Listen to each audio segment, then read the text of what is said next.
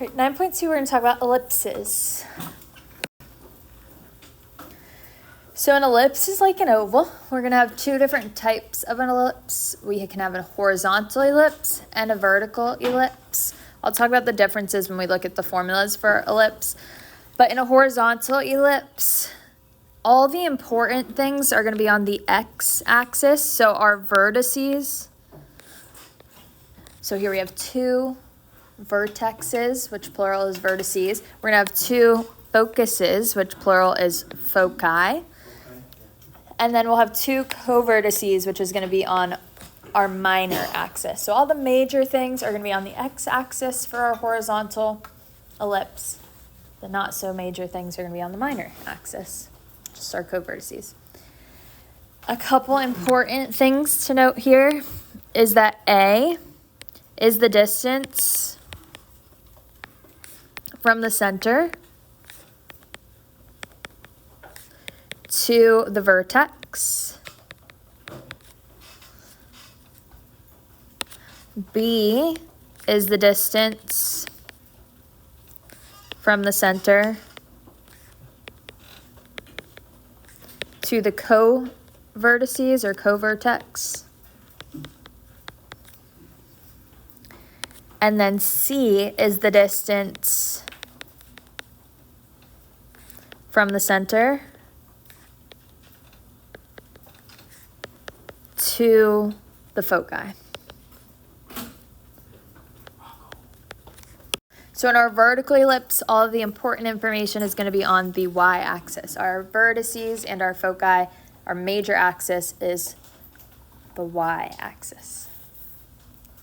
So on the next page, we have our standard equations for ellipses. When we have a horizontal ellipse, the larger denominator is going to be under the x. So A is always the larger number. A is bigger. If the larger denominator is under the y, we're going to have a vertical ellipse. It'll look like this. Horizontal ellipse looks like this.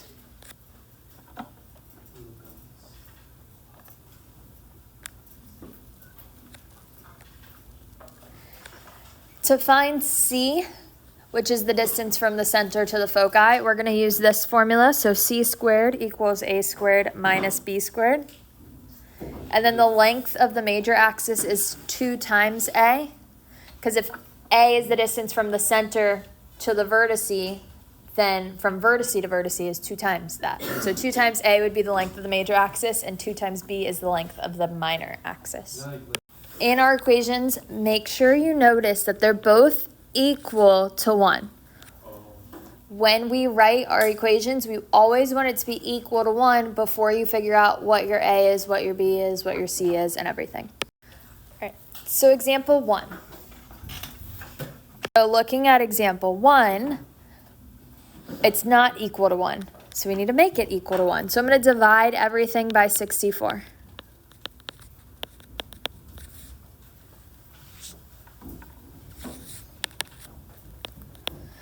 So I can simplify 4 over 64. We can divide them both by 4. What's 64 divided by 4? 64 divided by 4? 16. So x squared over 16 plus y squared over 64 equals 1. So you always want to make sure it equals 1 before you start to do any more work. Where's our center here? 0. 0, 0. Perfect. So we're not adding anything to the x or y, so our center is at 0, 0. So now let's figure out which ones are A and which ones are B. So it's A squared when it's in the denominator. Which ones are A squared? 16. No, 64. 64. A is bigger. A is always the bigger number. So A squared is 64. If the bigger denominator is under the y, is it a horizontal ellipse or vertical ellipse? Vertical ellipse. So if A squared is 64, what is just A? 8. Perfect. And if B squared is 16, what is just B? 4. Now let's figure out what C is too. So what's the formula I use to find C? Does it matter if A is squared first? We're going to use our Pythagorean theorem. Bro. So C squared equals A squared, which is 64, minus B squared, which is 16. So the bigger number is always going to go first. It's always A squared, which we said A is going to be bigger. So C squared equals 48. Take the square root of both sides. So C equals, we have to simplify our square root. What are two factors of 48? 6 and 8 or 3. 6 and 8 works. 16, 3 and 16. What are two factors of 6? 3 and 2. And two factors of 8? 4 and 2. 4 and 2, and then 4 would be 2 and 2. So I can circle any pairs. So I have two pairs of 2. So what's going to come to the outside? 4 root 3. 4 square root 3. Perfect. So C is 4 square root 3. So let's put this all on our graph now.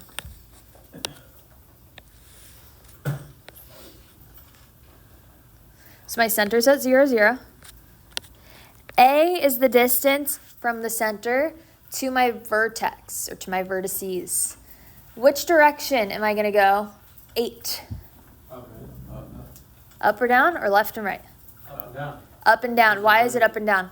Because it's a vertical ellipse. So the major vertices are going to go up and down here. So I'm going to go up 8 and down 8.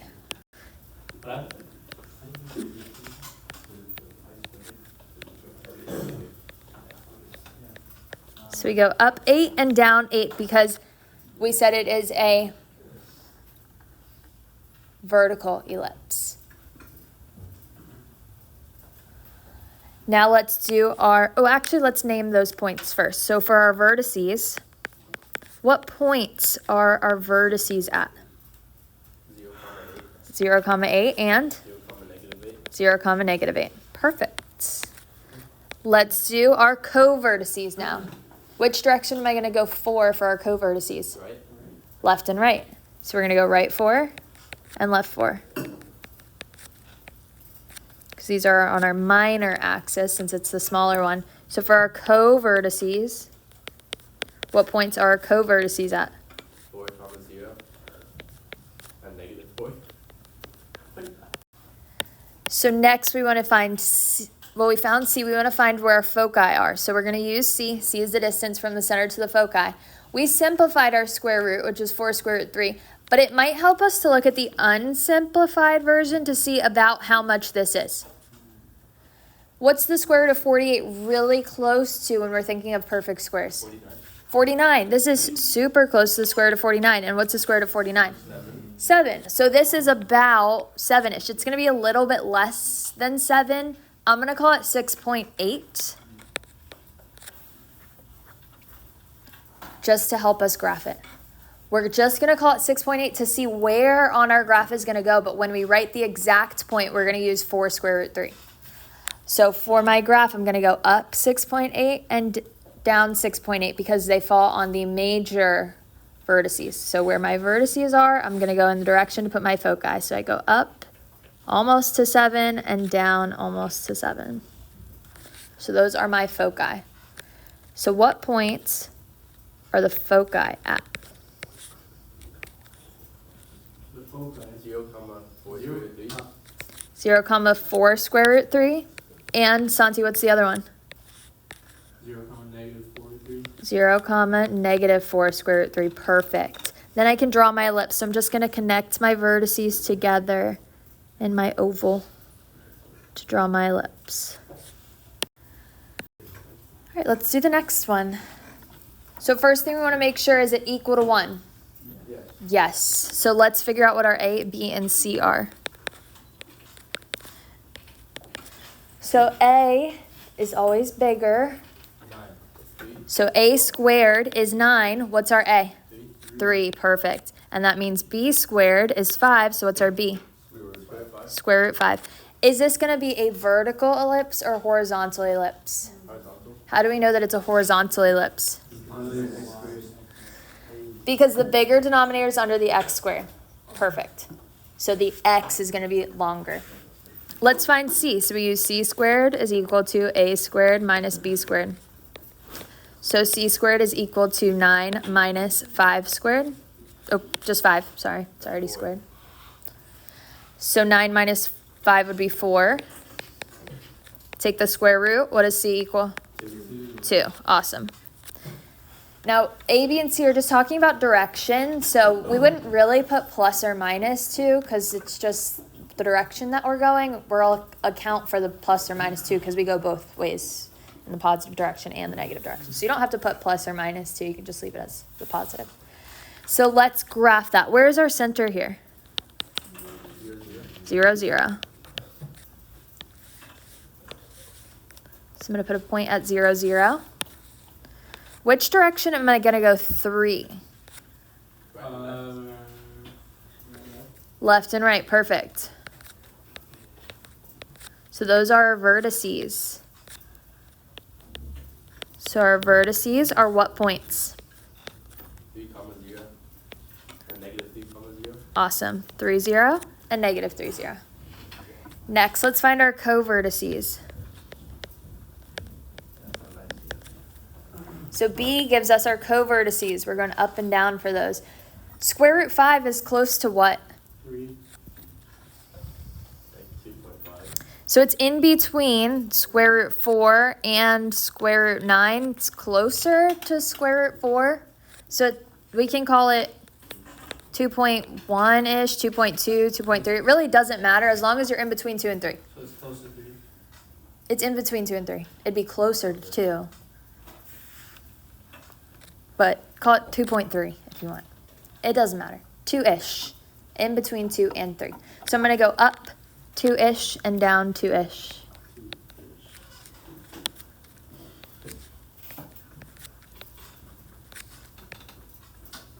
These are co-vertices. How would I write my co-vertices? Because we wouldn't want to write 2-ish as an answer, the 2.3 that we made up. How would we write them? Radical 5. 0, radical 5. 0, comma, square root 5, and And negative root 5. 0, comma, negative square root 5. Perfect. Since we went up and down on the y-axis, the y value changed, so the square root 5 goes on the y spot. Now let's write our foci. So 2 is the distance from the center to the foci.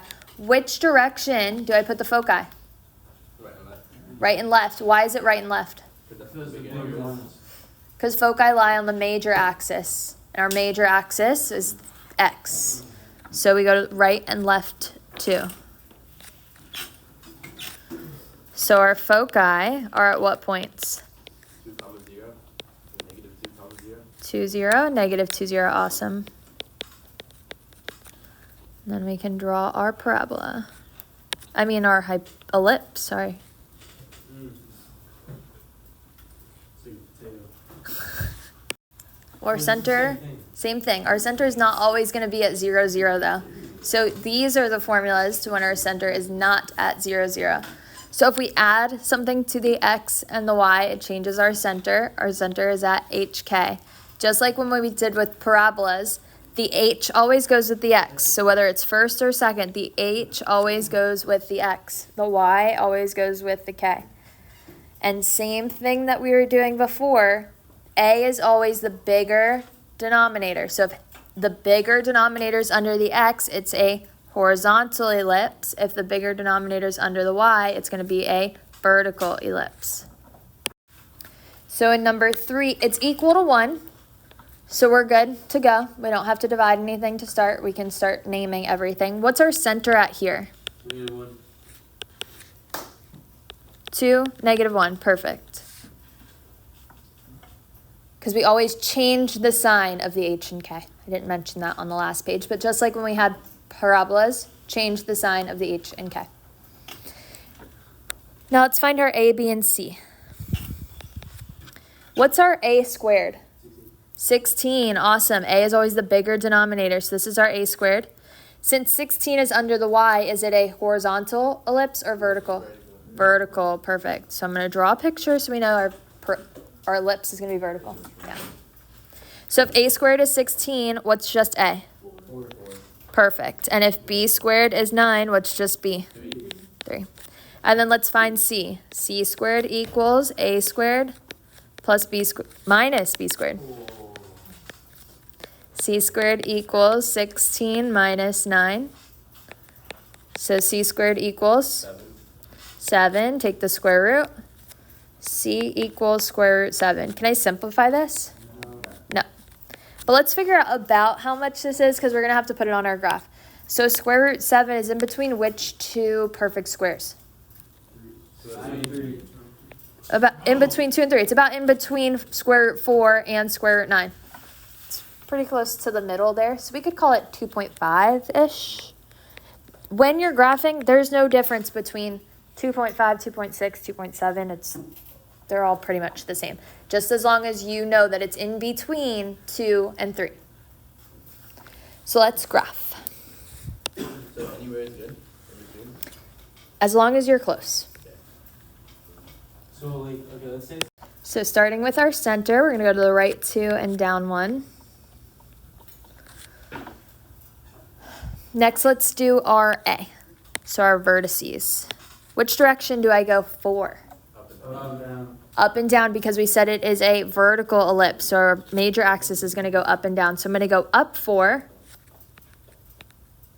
and down 4.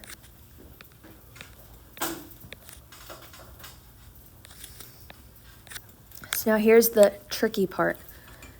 What point are our vertices at? 2, 3, and 2, -5.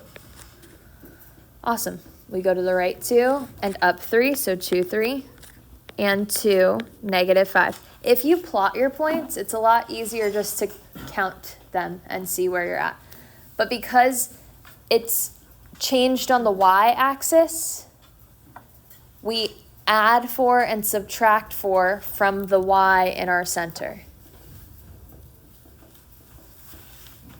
Now let's do our co-vertices. So which direction am I going to put my co-vertices? Left and right from the center. So I'm going to go to the left 3 and to the right 3.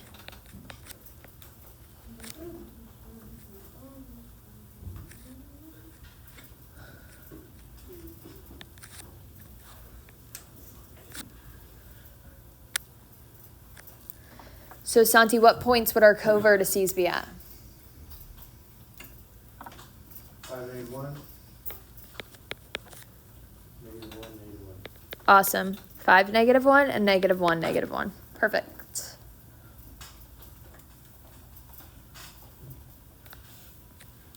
All right, and let's do our foci. Which direction do I go square root 7? Up and down. Up and down, because our foci fall on the major axis, so where our vertices go. So I'm going to go up, we said about 2.5-ish, and down 2.5-ish.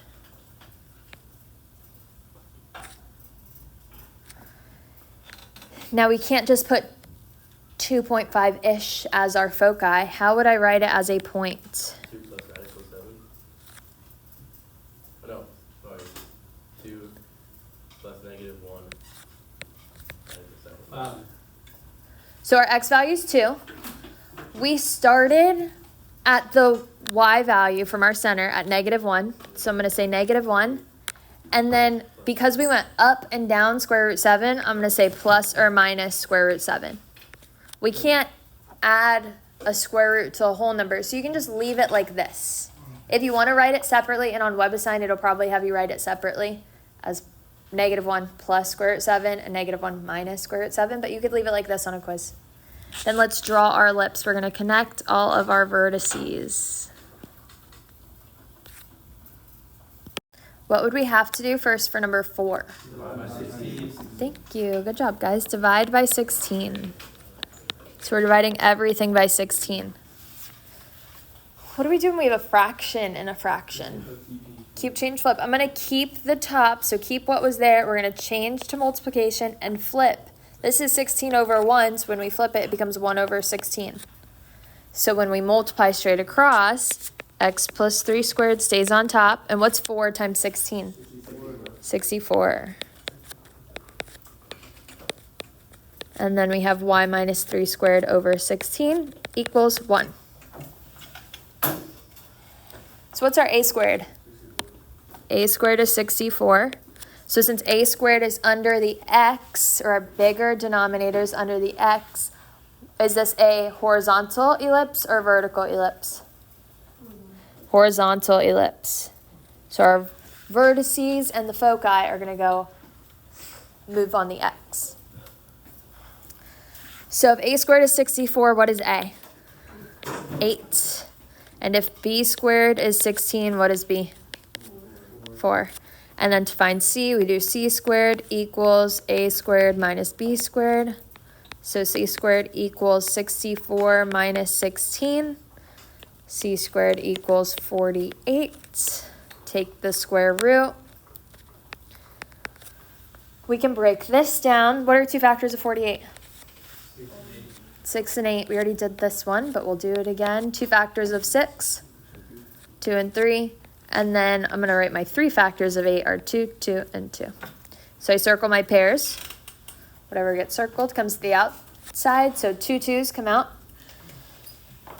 So 4, what stays on the inside? Square root 3. Perfect. Yeah. So C is 4 square root 3.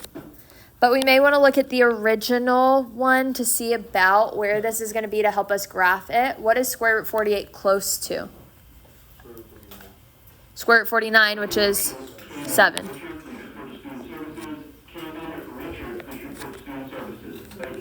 So it's going to be a little bit less than 7. I'm going to call it about 6.8. So let's, one more thing. Let's find our center. What is our center here? Negative 3, 3. Perfect. Let's graph. So I'm going to go to the left, negative 3, and up 3. Put our point. That's our center. What should we do next? Let's do our vertices. So A is our vertices. Which direction do we go 8? Left and right, because our vertices go left and right when it's a horizontal ellipse. So I'm going to go to the left 8.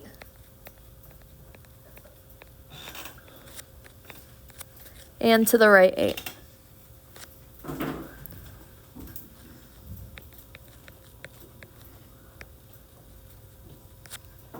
And when we write our vertices, it's the x that changed. So I'm going to add and subtract 8 to my x from my center. Or you can just look at your picture that you drew. So my vertices would be negative 11, comma 3. And what else? 5, comma 3. Perfect. Next, let's do our covertices.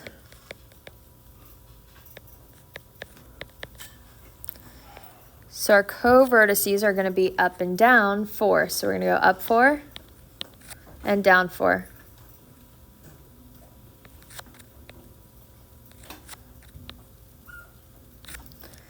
So here, my y didn't change. It's still negative 3. But I went up and down 4. So I'm going to add and subtract 4 to the y value of my center. So negative 3, 7. And what else? Negative 3, negative 1, perfect. Any questions on what we just did there? Let's find our foci. So our foci are going to be on which axis? Or move which way? Left and right from the center. So we're going to go to the right 6.8-ish. And to the left 6.8-ish.